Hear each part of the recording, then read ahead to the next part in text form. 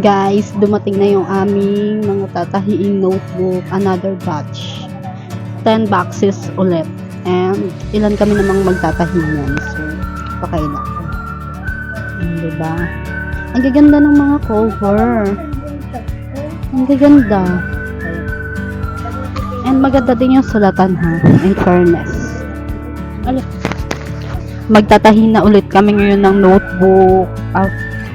Ilang araw kaming napahinga sa pagtatahi. Kaya ay makakapagtahi na ulit kami ngayon kasi dumating na yung mga bagong notebook na tatahiin.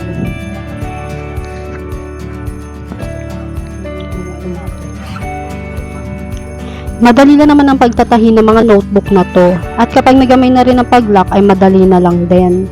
Kapag nakapokus kami sa pagtatahi ay nakakaya namin tapusin sa isang araw ang isang karton. Actually hindi nga lang isang araw, kalahating araw lang basta ay nakafocus kami. Dito sa bahay ay 4 na karton, tig-2 karton kami doon ni mama, and kala ate naman yung 6 na karton since marami sila doon na nagtatahi. May mga times na parang nakakatamad magtahi and nakakapagod.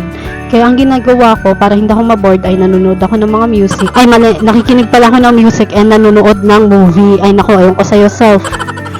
Noong nasa patahian pa nga kami ni ate nagtatrabaho, music din ang pampaalis namin ng board habang nagtatrabaho. O di kaya naman ay nakikinig kami ng mga aswang story.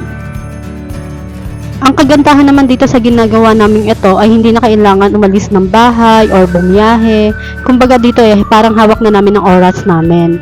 Pwede rin naman kaming umidlip kung gugustuhin namin. Pero syempre may deadline din naman tong mga notebooks na to kung anong araw kukunin. So dapat din namin agad matapos.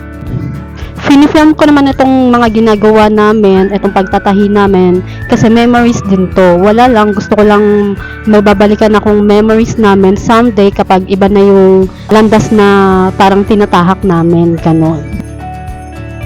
Marami-rami na nga rin akong naia-upload na mga video sa aking YouTube, TikTok, and Facebook, pero ni isa doon walang nag-viral, charot.